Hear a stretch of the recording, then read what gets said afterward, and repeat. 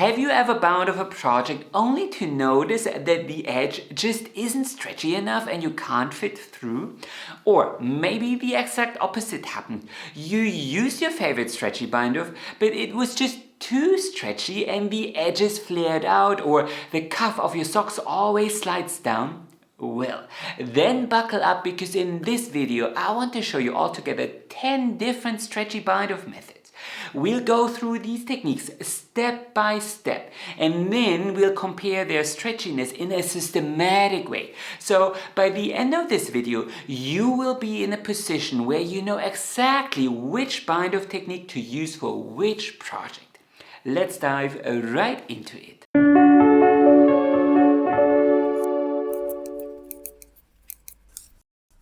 In front of me are a couple of unfinished swatches in a 2x2 rib stitch, all the exact same size.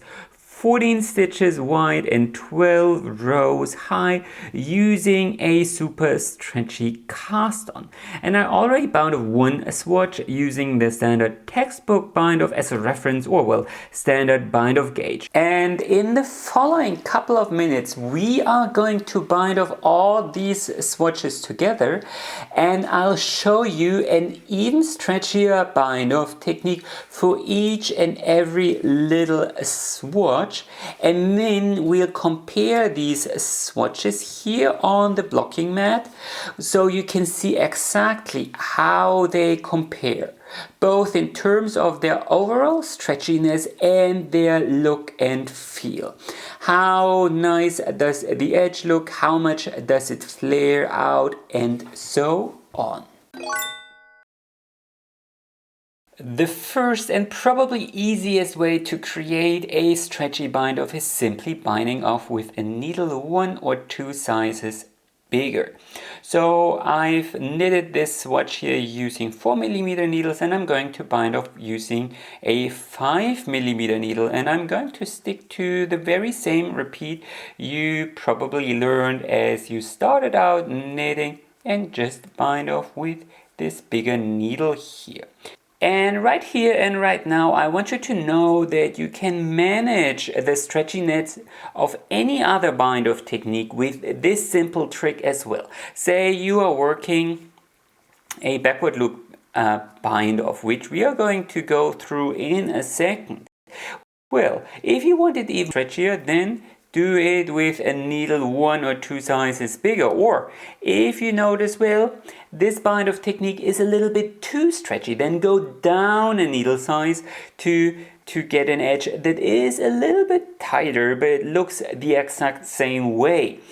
And I think this is often preferable to, some people will tell you, and I also did this in the past, I mean, you can stretch out each little, as you bind off, you can stretch out each little stitch a little bit, but how far do you really stretch it out? So often this leads to an irregular, if you do it manually like this often leads to an irregular edge, which is often not what you want. The next little trick I want you to be aware of is that you can also bind off in pattern. So we are working this 2x2 rib stitch here, and I start by binding off this very first stitch. Now here my next stitch is a purl stitch. It has this little bump here at its base, and instead of knitting it, I'm going to purl it, because after all it's a purl stitch, and then I pass over. Here my next stitch is another purl stitch. I purl it and then I pass over. Here is another knit stitch, has this little V here at its base, and I knit it before I pass over. And this is called binding off in pattern, and often it also can be a little bit stretchier than knitting all stitches. And I want you to know that you can also combine this little trick with a lot of other bind off techniques as well, and simply purl all purls and knit all knits to achieve a stretchier edge. Now, of course, if you compare things here on the blocking mats, you can see that this method is, well, maybe a tiny little bit stretchier, but of course you end up with an in-pattern edge as opposed to one where you end up with knit V's here below the edge for the purl section. The suspended bind off is the next stretchy technique I want to show you. So, start by knitting 2 stitches. And now if you want to do the alternating suspended bind off, you need to check what the next stitch is. In this case, it's a purl stitch. And for purl stitch, the yarn needs to be in front. And then you pass over the second stitch, but instead of dropping it off the needle, you keep it on the needle, and now you purl the second stitch. It's a little bit tricky to pull it through, and then you drop the stitch off the needle. Again, check what the next stitch is. It's a purl stitch, so the yarn needs to be in front. You pass over the second stitch, keep it on the needle, and purl the second stitch. Drop both off the needle. The next stitch is a knit stitch, so the yarn can be in the back. You pass over, keep it on the needle, and you knit that stitch. Knits are much easier than purls. Drop both off the needle. Next is a knit stitch, pass over, keep the loop on the needle, knit the next stitch, and drop both. So the next stitch is a purl stitch again. So bring the yarn forward, pass over, keep the loop on the needle, and purl this stitch, drop both off. Next is another purl stitch. So pass over and purl that stitch. Can be a little bit fiddly, but with a little bit of practice it should work. So here we have another knit stitch. Bring the yarn to the back if it isn't already there. Pass over and knit. Drop both off the needle. Pass over, knit, drop off the needle, and so on. Bring the yarn to the front and so on. So this is the resulting edge. As you can see, a nice in pattern edge that looks exactly as your standard bind off or standard in pattern bind off. The good news is the resulting edge doesn't flare out a lot, but if I stretch it out to the max, well, it's around, well, I would say 10.5 centimeters. The next stretchy bind off I want to show you is called the twisty bind off. It works very well for a 1x1 rib stitch where you can achieve a zigzag kind of line. You can also use it for a stockinette stitch, but of course we are going to use it for a 2x2 rib stitch here. It was made popular by a user on Ravelry called Lorraine a couple of years ago, and as it's medium stretchy without much flare, it quickly became popular for toe-up socks. Let's show you how to knit it. So we are going to start like this. Knit the first 2 stitches and pass over. And for a 2x2 rib stitch, the golden rule is, or rather for any other knitting stitch pattern as well, whenever you change from a knit to a purl stitch, so the next stitch is a purl stitch and the previous one was a knit stitch, you have to turn the needle around counterclockwise like this, and then you purl that stitch and pass over. Now my next stitch is a purl stitch, which means I am not changing the pattern, so I can just purl that and pass over. The second part of the golden rule is whenever you change from a purl stitch to a knit stitch, so the next stitch is a knit stitch while the previous stitch was a purl stitch, you have to turn the the right needle around clockwise,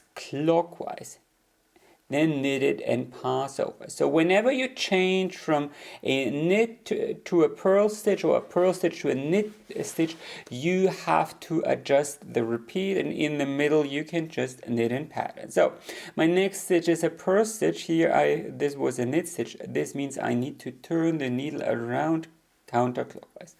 I purl it, pass over. Next stitch is a purl stitch, purl it, pass over.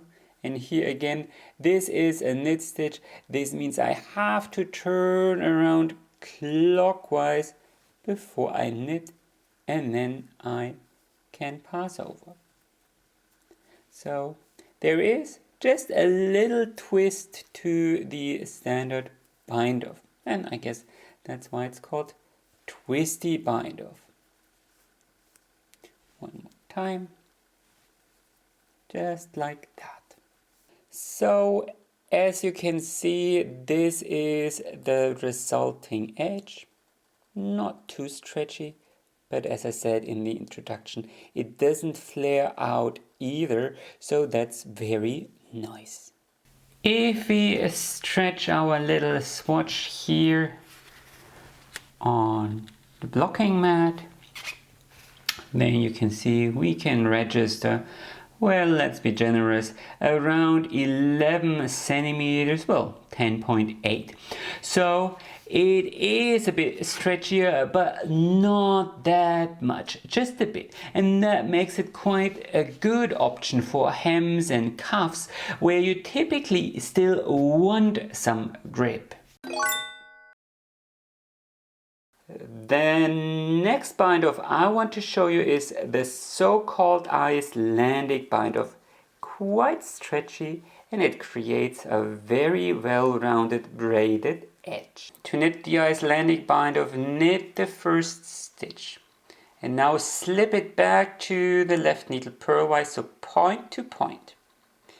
And now you need to re-enter this stitch purlwise and go into the second stitch knitwise and bypass the stitch that you've slipped. So you get out here, you can see a little X here forming, and then you knit into that second stitch, and again you bypass the stitch that you've slipped. Let's do that one more time. So slip back purlwise. You can actually keep the needle in, enter the second stitch knitwise, create this little X here, knit it, and bypass the stitch that you've slipped. One more time. Slip back purlwise, enter the second stitch, and knit it, bypassing the stitch that you've slipped. One last time. Slip back and knit into the second stitch. That's basically all the Icelandic bind off is about. Now some people will also slip the stitch back through the back loop, twist it like this, and then they re-enter and knit it. Slip back, twist it, and knit the second stitch like this. I'm gonna do this couple of more times here for your consideration.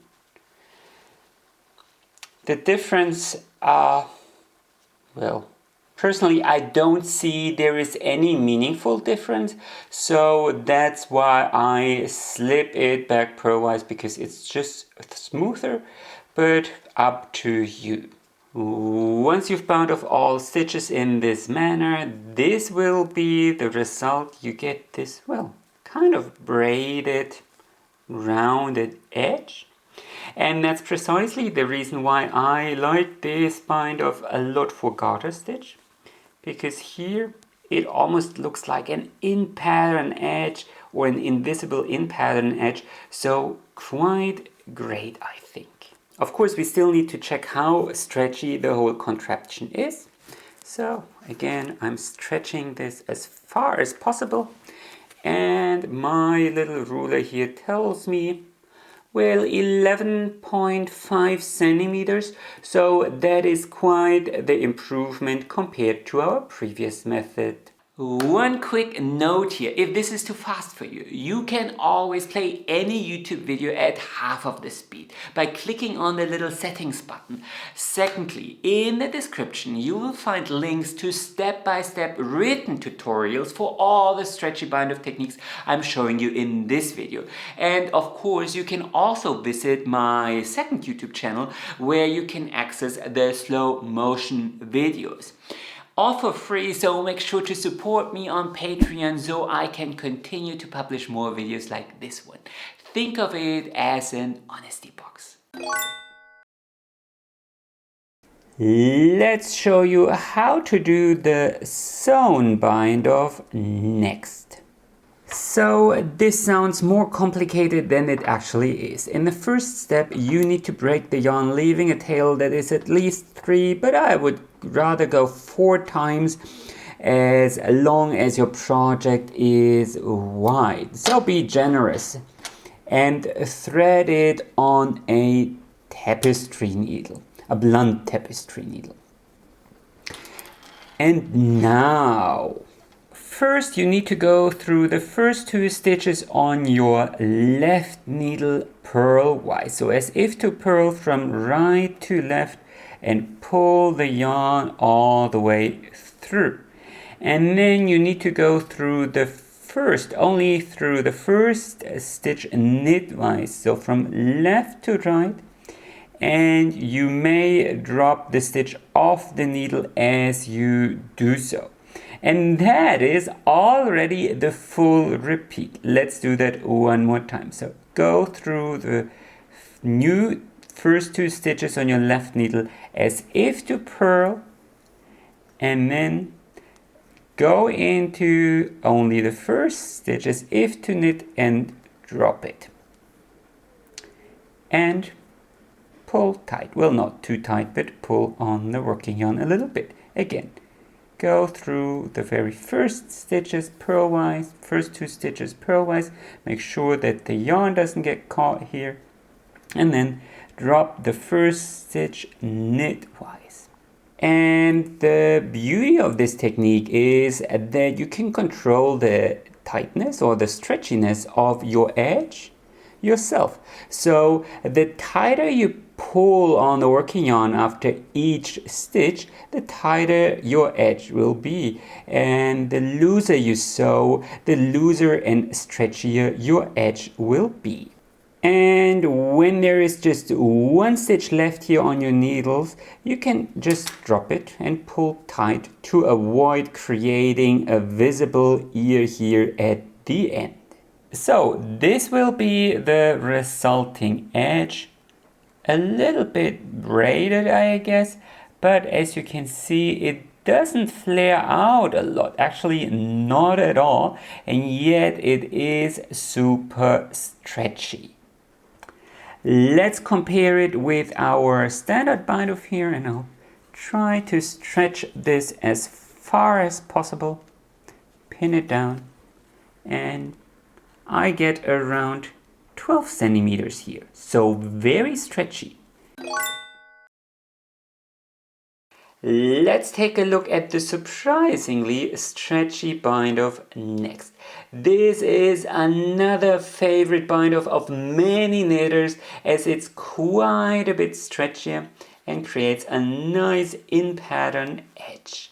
So for a 2x2 rib stitch you need to knit the surprisingly stretchy bind off like this. Start with a backward yarn over. This is a normal yarn over, this is a backward yarn over, and then you knit 1 stitch. Now pass the backward yarn over the one that you've knitted.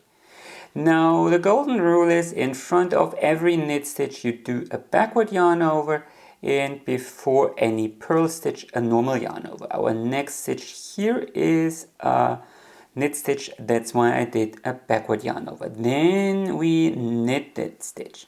Now you have 3 loops on your right needle and you pass them over one by one, so you're back to 1 stitch. Now I've said before a purl stitch you do a normal yarn over, so do a yarn over and purl that stitch. Again, you are back to 3 stitches here on the right needle and you pass them over one by one. Again, before a purl stitch, a normal yarn over, purl one and pass over. Oops. And as I just said, before a knit stitch, you do a backward yarn over and knit that stitch, pass over. And if you are knitting a 1 by 1 rib stitch, for example, then you stick to the very same golden rule. Always do a backward yarn over before a knit stitch and a normal yarn over before a purl stitch, and in that manner you can knit the surprisingly stretchy bind off. So this is the result of the surprisingly stretchy bind off, a nice in pattern bind off that follows the course of those ribs. Maybe the knit columns aren't the neatest, but it's quite stretchy and, well, minimal flare, I would say. So let's take a look and see how stretchy the whole thing is. Let's stretch this out as far as possible. There you go.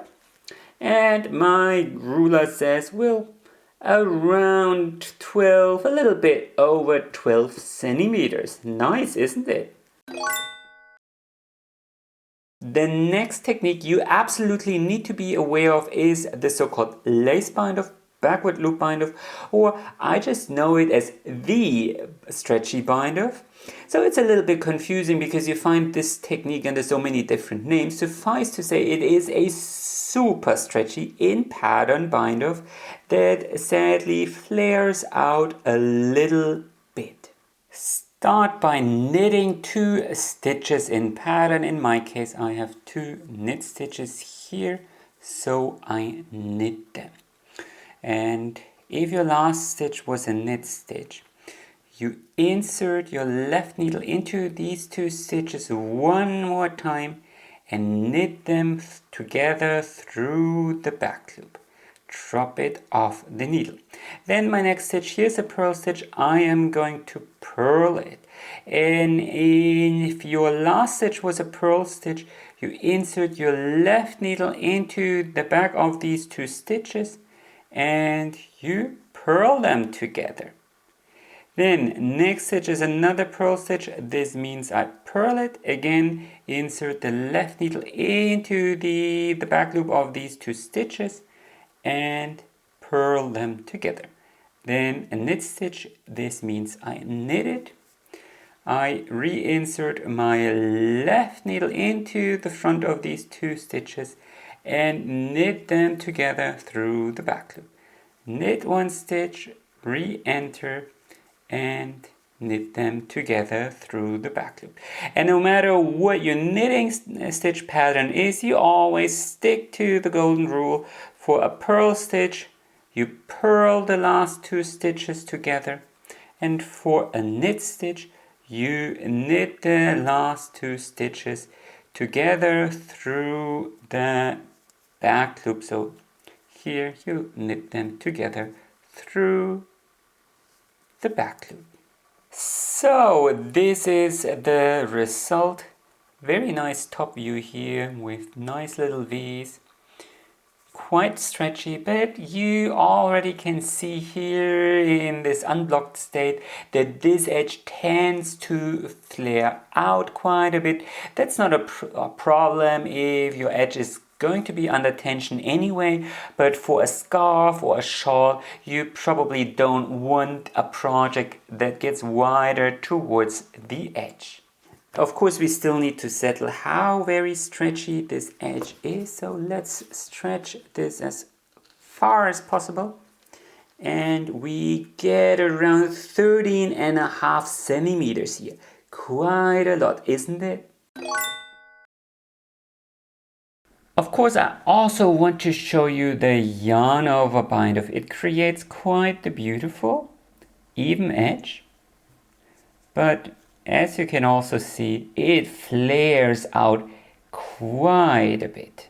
Start by knitting 2 stitches as normal. Pass the second stitch over. But now you add a yarn over, secure that with your index finger and pass the second stitch over. Then knit 1 stitch, pass over. But now again you add a yarn over and pass over. Then knit 1 stitch, pass over. Add a yarn over, secure it with the index finger and pass over. Knit 1 stitch, pass over. Add a yarn over, pass over. So essentially you are doing a standard bind off, but you do a yarn over. Oops, split the yarn here. You do a yarn over in between each little stitch.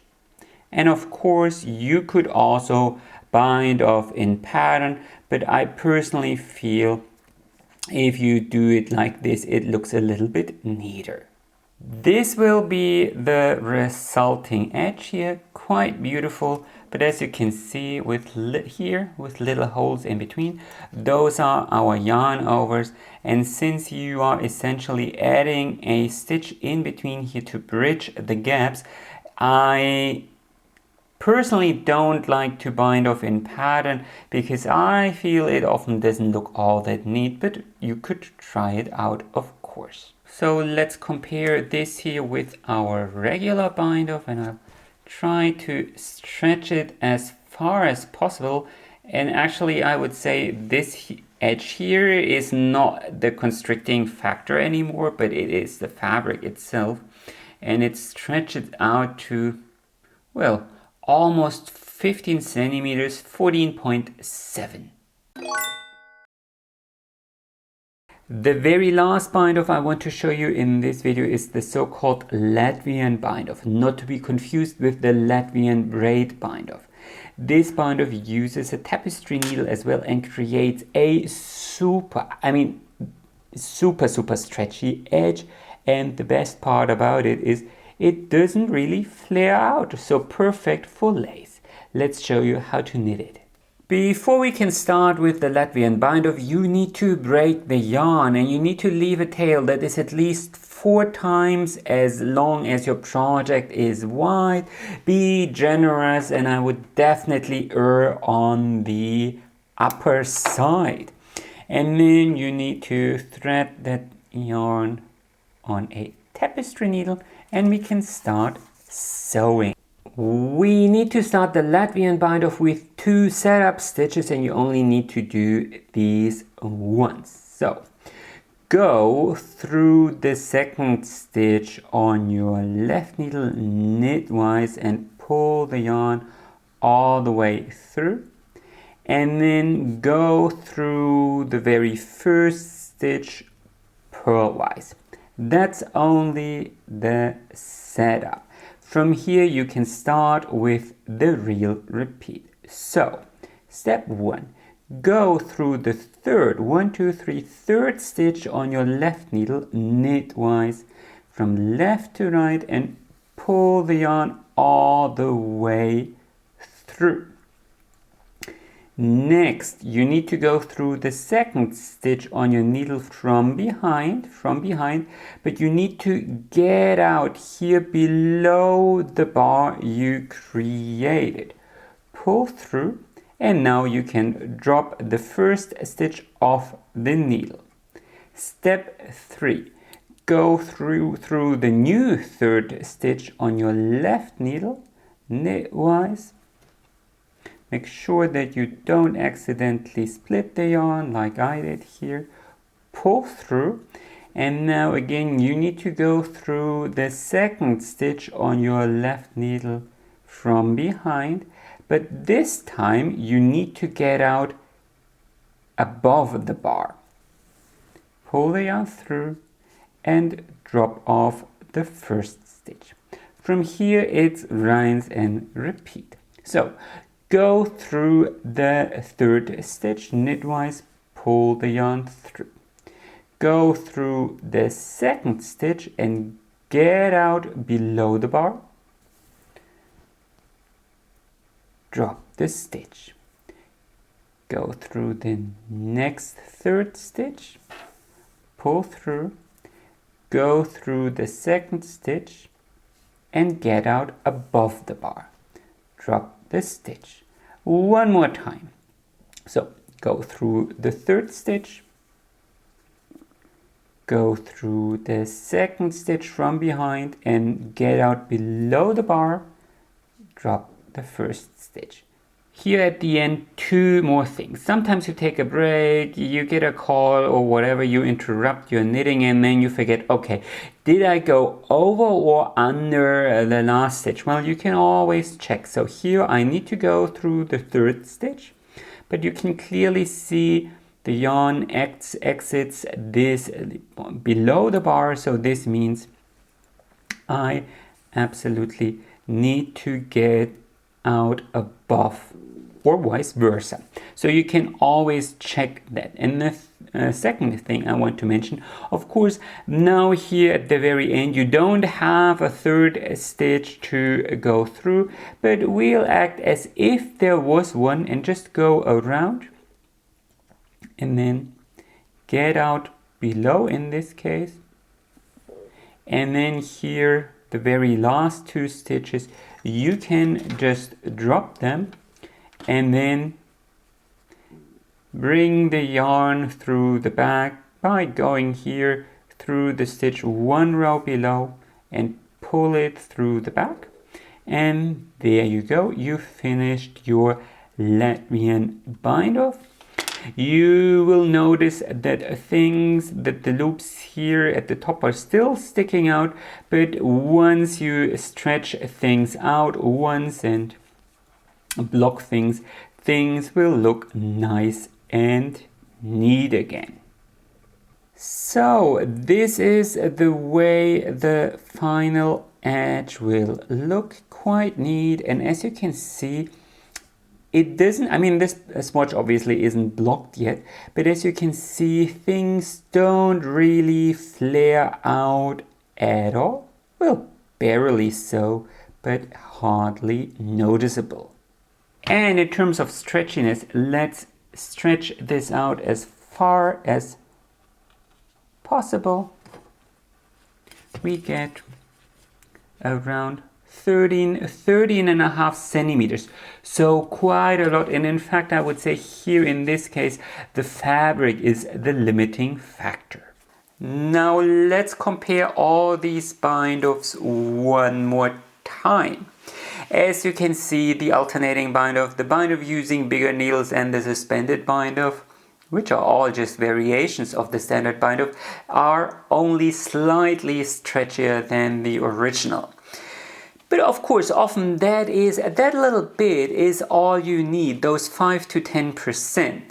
And from here on, it gets stretchier bit by bit. So this is the twisty bind-off, the Icelandic bind-off, sewn bind-off, made popular by Elizabeth Zimmerman, the surprisingly stretchy bind-off, the lace bind-off, the yarn over bind-off, and here at the far bottom, the Latvian bind-off. Now I have to note that here for these three last samples, it's actually the fabric that inhibits the stretchiness quite a bit. The yarn over bind-off appears to be, well, a little bit stretchier simply because the actual edge has more fabric. This would be different if you are knitting with a looser gauge, like for a lace project or any form of double knitting like brioche or so. Still, Isn't this overview marvelous? I wish I would have had this as a beginner. Well, actually, even now as an advanced knitter, I think this is really just the only bind of picture you will ever need. You will find a high resolution picture of this comparison here on my blog. It's the first link in the description.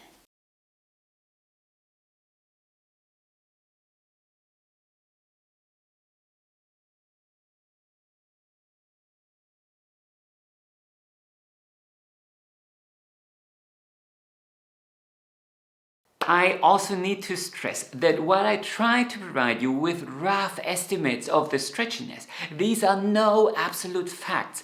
Your individual tension, your knitting style, the needles and the yarn you are using will be an important factor as well. The knitting stitch pattern plays an important role for the in-pattern edges, and on some days you might just be a little bit stressed or angry and knit a little bit tighter. So that's the reason why it's only rough estimates, especially as my swatches were actually a tiny little bit too small, but of course they needed to fit on the screen. Still, I do hope that this tutorial gave you a good first inkling about when to use which stretchy cast off. We also need to talk about flare, and this is an even more difficult topic. It too depends on your individual gauge and the knitting stitch pattern. On top of that, it will also depend on the yarn you are using, how elastic is it, how you block things, and so on. Still, there are those techniques that have a bigger tendency to flare out, and among them are definitely the yarn over bind off or the lace bind off, and to a lesser degree the surprisingly stretchy bind off. The other techniques I show you in this video typically don't exhibit all that much of it. At the same time, I wouldn't necessarily think of it as a negative thing. If you want to add ruffles to the cuff of some socks, it can be precisely what you want, while for the hem of a sweater, it's probably what you want to avoid. And if you are knitting a circular blanket or a half-circular shawl, it's precisely what you want and need. I also want to stress that preferences differ. Just like I couldn't possibly mention each and every stretchy bind off technique on this planet and those that are the same but run under a different name, and then pair these with each and every knitting stitch pattern. I try to provide some of these details through the pictures on my blog though. Still, if you have a technique I haven't mentioned in this video or a variation of a technique, then kindly comment below. I'm sure the other knitters watching will appreciate it. Anyway, that was my stretchy bind off video. Happy knitting and enjoy the rest of your day, and of course don't forget to like and subscribe.